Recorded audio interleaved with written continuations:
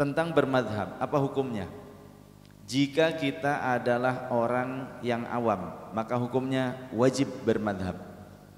Kadar awam bagaimana kadarnya? Jika kita tidak memiliki kompetensi sebagai mujtahid, itu maksudnya. Setiap orang yang tidak memiliki kompetensi untuk berijtihad secara mutlak, maka dia termasuk orang awam. Paham tidak? Bagaimana ijtihad secara mutlak? Anda bisa membangun madhab sendiri. Apa syarat-syaratnya? Anda mahir, ahli memahami Al-Quran, hafal Al-Qurannya, redaksinya, kemudian tafsir bil ma'thur juga hafal, kemudian juga ilmu tafsirnya Anda mumpuni, bukan membaca kitab tafsir tapi ilmu tafsir, kaidah tafsir Anda paham, Anda mumpuni, riwayat asbabun nuzul ayat Anda hafal gak? Quran dulu hafal gak? Kemudian ilmu nasikh mansukh ayah Anda hafal.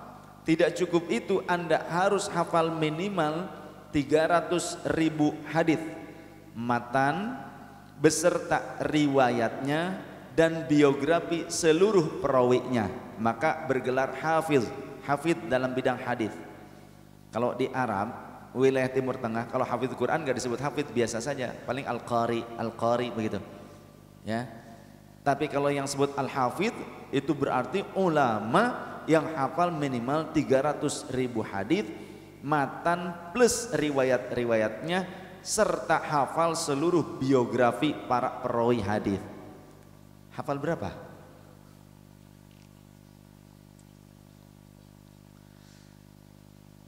Anda sudah siap jadi mujtahid? Tidak mau bermadhab? Hafalkan dulu 300.000 hadis matan serta riwayatnya serta biografi perawinya, harus hafal semua. Qurannya juga begitu ya. Kemudian usul fikihnya, kaidah fikihnya kita harus hafal. Usul fikih nanti ada ilmu nasikh mansukh, bukan hanya dalam bidang ayat tapi dalam konteks nasikh mansukh antara ayat dengan hadis. Ada mansukhul ayah bil ayah, ada mansukhul ayah bis sunnah, ada mansukhus sunnah bis sunnah, ada mansukhus sunnah bil ayah. Opo kira mudeng nembe krungu. Ada mansukhul ayah bil ayah, ayat yang dinasakh oleh ayat yang lainnya. Ayat yang turun sebelumnya dinasakh oleh ayat yang turun berikutnya yang merubah ketetapannya. Itu hak Allah ya. Dalam Al-Quran juga ada ayat yang menegaskan Allah menasakh apa yang Allah kehendaki.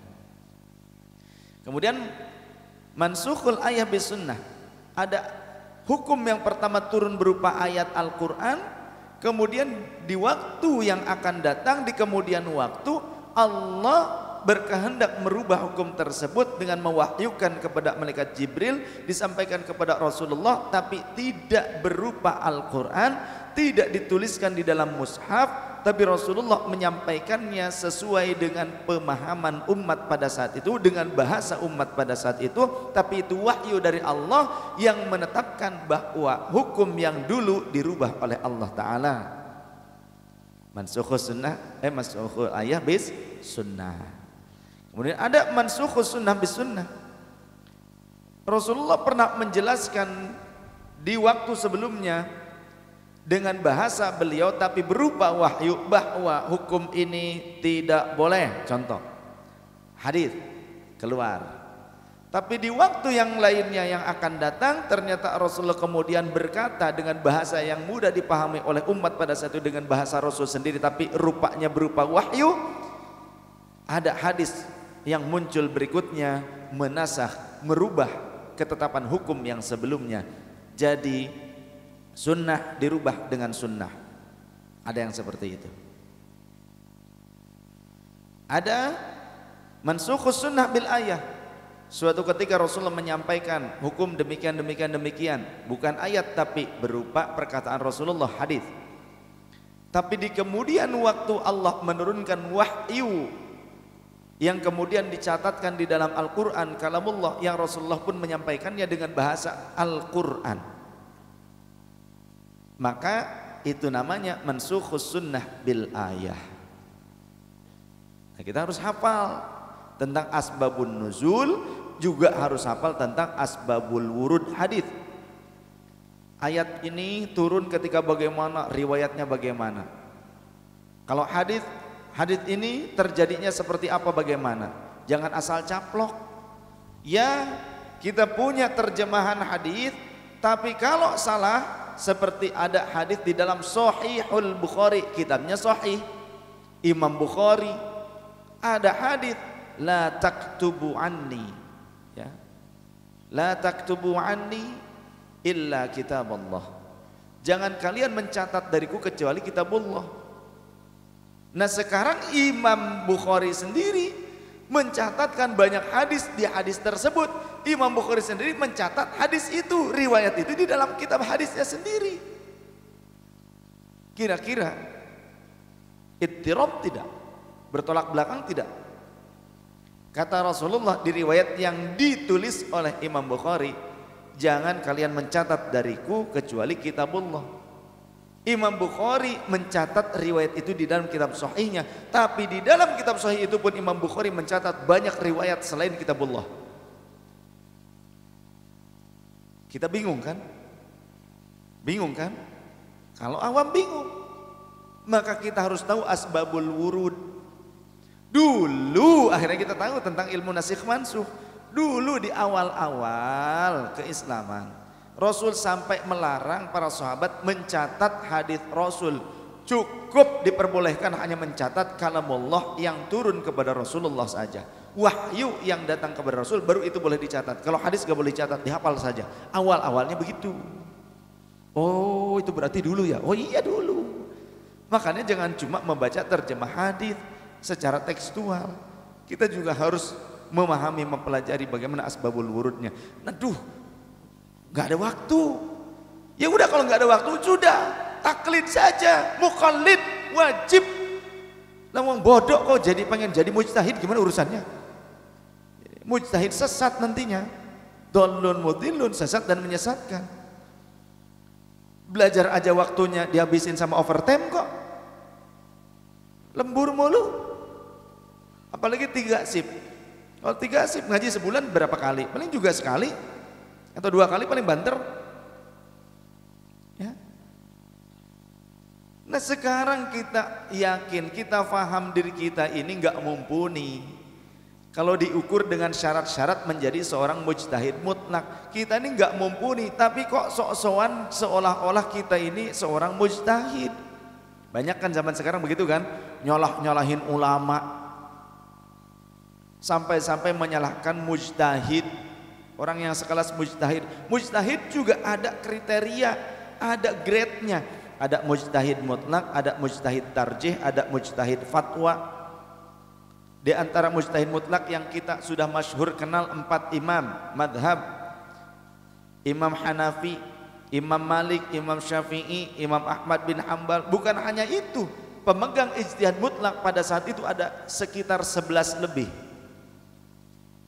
Termasuk Sayyidah Rabi'ah Al-Adawiyah pun pemegang ijtihad pada masanya.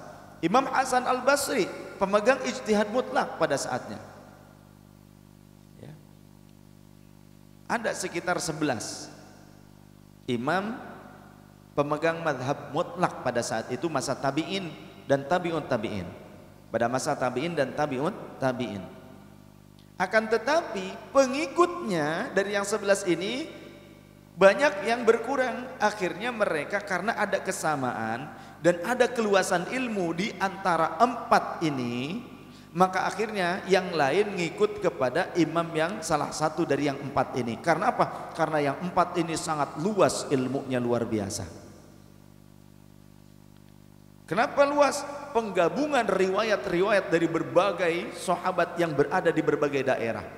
Contoh Imam Syafi'i, ya, Beliau menerima pelajaran dari para sahabat yang ada di Basrah, yang ada di Baghdad. Kemudian beliau pun hijrah ke Mesir. Beliau mendapatkan pengajaran, belajar langsung kepada ulama-ulama yang menjadi murid-murid para sahabat yang ada di Mesir. Beliau gabungkan, kumpulkan pada saat itu riwayat-riwayat tersebut. Jadi sangat luas. Maka pengikut dari madhab yang lain, mereka ikut serta ke dalam kelompok salah satu daripada 4 madhab yang tadi saya sebutkan. Bahkan kemudian turun ke bawahnya ada mujtahid tarjih sekelas Imam An-Nawawi saja tidak mencapai mujtahid mutlak. Beliau hanya sebatas mujtahid tarjih madhab Syafi'i. Maka Imam An-Nawawi pun selalu berkata, ya, fi madhabina, di madhab kami ay asy-Syafi'iyah, yakni beliau menyatakan diri sebagai orang yang mengikuti madhabnya Imam Asy-Syafi'i sekelas Imam An-Nawawi. Imam Ar-Rafi'i mengaku sebagai orang yang mengikuti madhab Imam Asy-Syafi'i. Jangankan itu yang agak jauh, Imam An-Nawawi tahun 600-an Hijriyah, orang yang kita anggap sebagai pemegang riwayat yang sangat valid, Imam Bukhari saja ternyata pengikut madhab Syafi'i. Imam Muslim pengikut madhab Syafi'i. Imam At-Tirmidzi pengikut madhab Asy-Syafi'i. Banyak imamul muhadditsin yang ternyata pengikut madhab Syafi'i. Begitu. Tapi dalam riwayat beliau jujur menyampaikan, walaupun ada riwayat dari kalangan pemuka atau ulama-ulama Malikiyah. Karena Imam Syafi'i sendiri juga berguru kepada Imam Malik. Beliau jujur menyampaikan riwayat, tapi di dalam ijtihad Imam Asy-Syafi'i punya banyak guru selain Imam Malik, maka beliau menggabungkan berbagai riwayat dan beliau menimbang pada saat itu dengan kompetensi ilmu beliau. Begitu pula Imam Asy-Syafi'i punya murid Imam Ahmad bin Hanbal salah satunya. Imam Ahmad bin Hanbal juga punya guru selain Imam Asy-Syafi'i, sehingga beliau menggabungkan pelajaran-pelajaran yang beliau dapatkan. Beliau mendirikan madhab tersendiri. Ada beberapa pemikiran yang mungkin berbeda dengan gurunya, akan tetapi tidak menyalahkan gurunya. Imam Asy-Syafi'i juga ketika Imam Ahmad bin Hanbal memiliki beberapa pemahaman yang berbeda tidak menyalahkan. Tapi Imam Ahmad bin Hanbal tidak lama berguru kepada Imam Asy-Syafi'i karena keburu wafat. Imam Bukhari tidak sempat berjumpa dengan Imam Asy-Syafi'i, padahal keinginannya kuat untuk bisa berjumpa dengan Imam Syafi'i, tapi kurunnya berbeda. Akhirnya Imam Bukhari hanya belajar kepada murid-murid Imam Asy-Syafi'i. Imam Baihaqi pengikut madhab Syafi'i. Imam Hakim pengikut madhab Imam Syafi'i. Imam At-Tabrani pengikut madhab Imam Asy-Syafi'i. Banyak pengikut Imam madhab Syafi'i. Tapi saat ini ada orang-orang yang mengikuti sebagian daripada fikihnya madhab Hambali.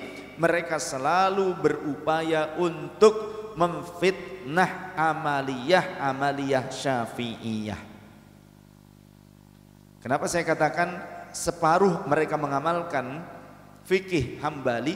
Karena ternyata tidak seutuhnya manhaj Imam Ahmad bin Hanbal diamalkan oleh mereka, tapi mereka mengamalkan manhajnya Ibnu Taimiyah, manhajnya Muhammad bin Abdul Wahhab, manhajnya Utsaimin, manhajnya bin Baz, manhajnya Albani. Albani seolah-olah adalah pentashih di dunia ini, sehingga para ulama muhaditsin yang lain akan kalah kalau menurut Albani itu didhaifkan jadi dhaif.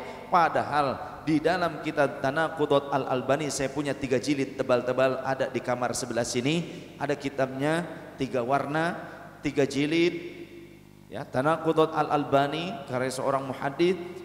Terbukti hasil daripada investigasi dari kitab-kitab Albani sendiri, lebih dari 1.200 hadis yang sahih didhaifkan oleh Albani. Lebih dari 1.200 hadis yang sahih didhaifkan oleh Albani. Dan ittirab, goncang, kontradiktif.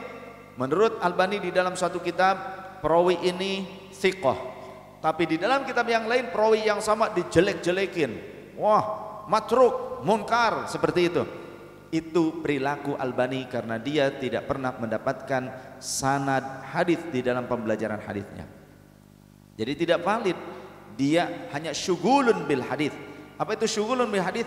Dia cuma nyibukin diri belajar ilmu hadis di perpustakaan atau lain sebagainya, sesekali mungkin datang pada kajian seorang ulama, tapi tidak intens mendapatkan ijazah hadis, tidak mendapatkan sanad hadis secara mutawatirah. Ya, maka hati-hati. Banyak sekarang orang yang menyatakan tidak usah bermadhab lain sebagainya, tapi kompetensi ilmunya masih awam. Maka orang awam wajib taklid. Kenapa taklid? Karena ada ayat dalam Al-Quran, fas'alu ahla dzikri in kuntum la ta'lamun. Jika kalian tidak tahu, tanyakanlah kepada ulama. Ahla dzikri di sini adalah al ulama warathatul anbiya, al alim wa amil bi ulumihi. Orang yang alim berilmu dan mengamalkan ilmunya. Sehingga yang kenapa kok ahla dzikri kalimatnya? Karena orang yang berilmu kemudian mengamalkan ilmunya, ilmunya tujuannya untuk mencapai ridho Allah, dan dengan ilmunya selalu mengingat Allah Subhanahu wa taala, dan dalam pengamalan ilmunya dia selalu ingat kepada Allah, sehingga ilmu itu tidak didustai, ilmu tersebut tidak dimonopoli. Tapi banyak orang yang berilmu tapi memonopoli ilmu, ayat Al-Qur'an paham tapi ayat Al-Qur'an dimonopoli untuk partai. Banyak nggak barangkali? Banyak. Demi duit banyak, ayatnya hafal, hadisnya hafal, tapi ternyata dijual demi proposal. Nah, ini bukan ahla dzikri, ya, tidak termasuk ke dalam kategori ini. Jadi ahla dzikri itu orang yang alim, mengamalkan ilmunya, dan dalam pengamalan ilmunya dia selalu mantang sama Allah, ingat sama Allah, dan dengan ilmu itu pun dia mengajarkan kepada orang supaya ingat kepada Allah. Bukan dengan ilmu tapi kok lupa sama Allah Ta'ala, banyak. Sehingga di dalam Al-Quran dijelaskan, kabura maqtan indallahi an taqulu ma la taf'alu. Begitu besar murka Allah kepada orang yang pandai bicara, berarti punya ilmunya, tahu, ngerti, lain sebagainya, tapi dia tidak mengamalkannya, tidak melakukannya. Besar kemurkaan Allah kepada orang yang cuma pinter ngomong doang, tahu tapi nggak ngamalkan, cuma bisa ngajarin sama orang, nggak bisa ngajarin diri sendiri. Nah, kalau kita menimbang, oh ternyata jauh panggang dari api antara kita dengan mujtahid, lantas kita mau ngikutin siapa dalam mengamalkan dan mempelajari agama kalau tidak ngikutin ulama? Sekarang kalau kita tidak ngikutin ulama, mau ngikutin siapa? Ngikutin Quran dan hadis. Pertanyaannya, dari siapa kita bisa belajar Al-Quran dan hadis? Apa kita pernah ketemu malaikat Jibril langsung? Ketemu Rasulullah langsung ngajarin hadis sama kita? Malaikat Jibril ngajarin Quran langsung kepada kita? Ada yang pernah ketemu? Ngaco. Oh, hebat bener kayaknya. Gak pernah kan? Kita dari ustadz, dari ulama, dari kiai, dari guru-guru kita. Nah, guru kita dari siapa? Dari gurunya lagi. Gurunya dari siapa lagi? Dari gurunya lagi, terus. Maka di dalam syarah Sahih Muslim juz pertama, ya, yang 9 jilid yang saya punya, di juz pertama Al-Imam Abdullah Ibnul Mubarak, murid Imam Malik, beliau berkata, al-isnadu minad-din, sanad ilmu itu bagian daripada agama, daripada cabang pembelajaran agama. Walaulal isnad, andaikan kita tidak memperhatikan sanad, fasya'a maqala syar, orang akan berkata seenaknya, sekarep dewek, tidak menjaga validitas ilmu. Kan seperti itu. Karena kesel akhirnya yang halal jadi haram. Tapi karena punya tujuan, punya harapan terhadap seseorang, yang haram jadi halal.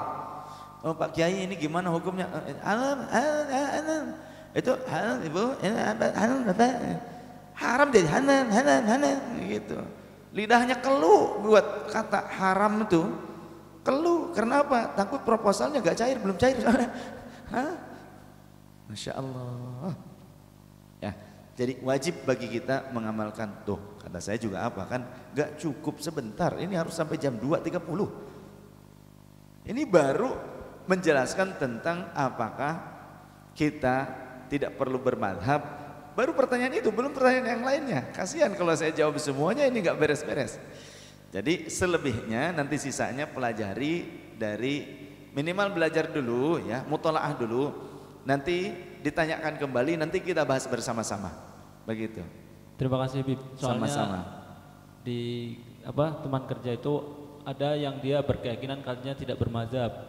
Dan ketika saya sholat ataupun ngaji kayak gini katanya salah atau gimana? Nah baik. Sedikit saya tanya. Tolong tanyakan kepada temanmu, dia bisa sholat dari mana?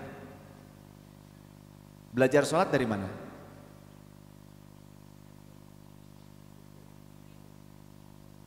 Ya, ada nomor teleponnya nggak?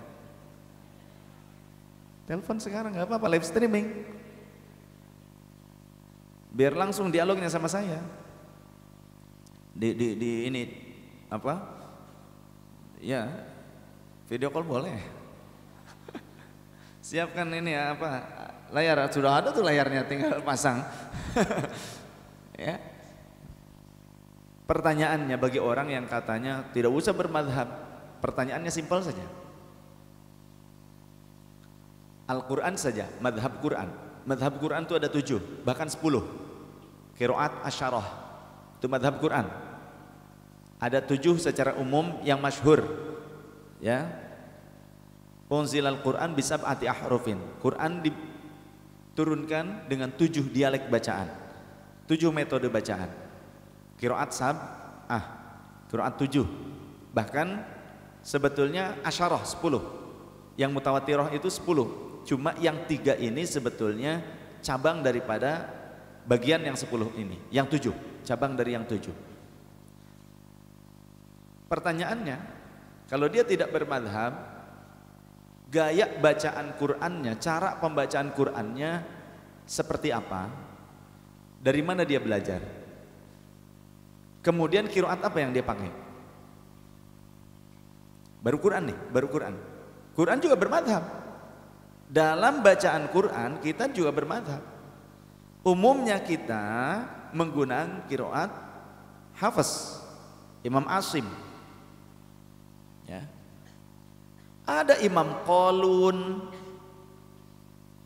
Temanmu kalau baca, ya, kalau baca, kira-kira baca wadduha enggak?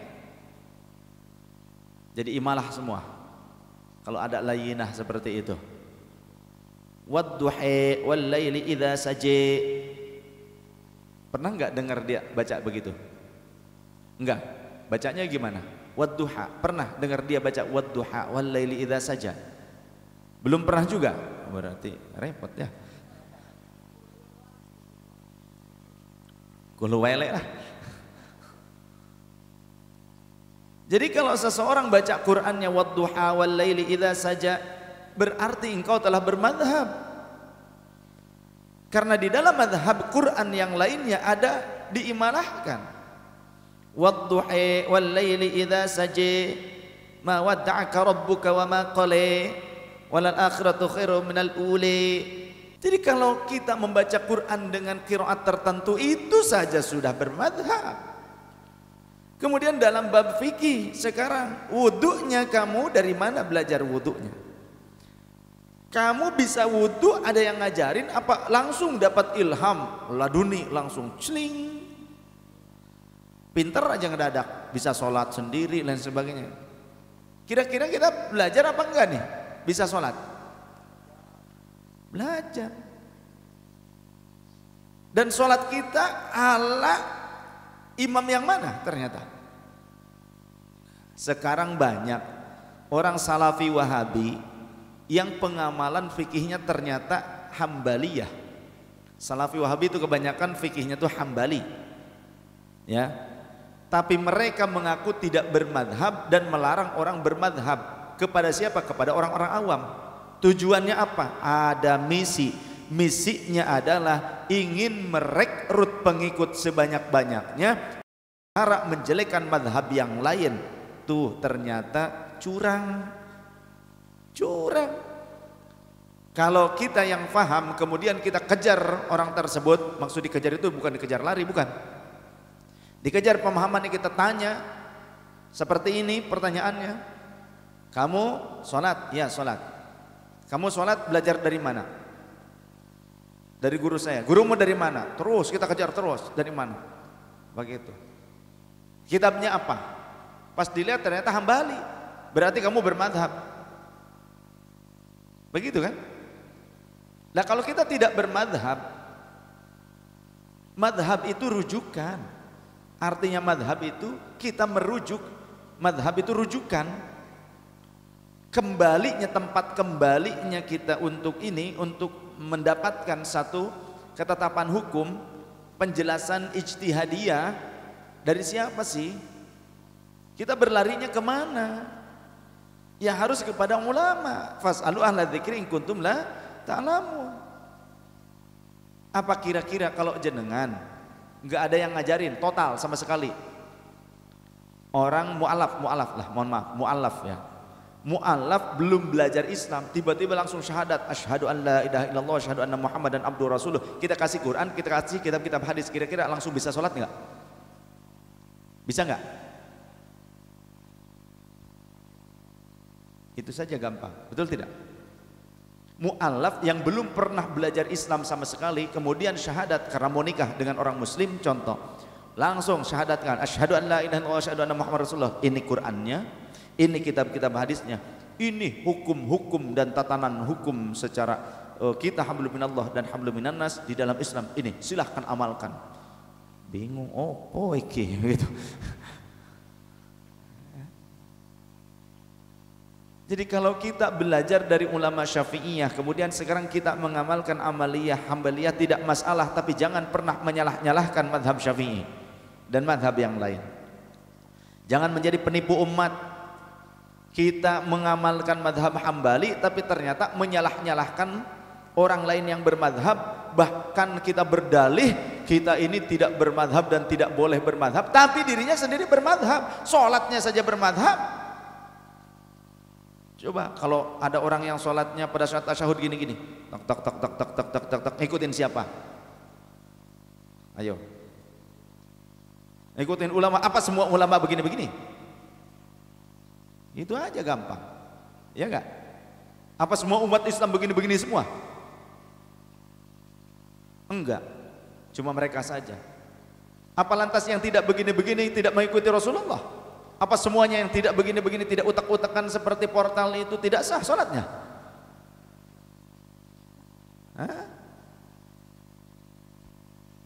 Itu orang yang ittirob, pemikirannya aneh, bilang tidak bermadhab, tapi realitanya dirinya pun bermadhab. Itu karena kalau kita tidak bermadhab, kita harus langsung menggali dari Al-Quran dan Sunnah, sedangkan Quran saja kita bermadhab. Gitu saja. Sedangkan Imamul Muhaditsin saja bermadhab, Imam Bukhari, Imam Muslim, semua Imam Muhaditsin bermadhab, Imam Nawawi bermadhab, Imam Baihaqi bermadhab, Imam Hakim bermadhab. Demikian.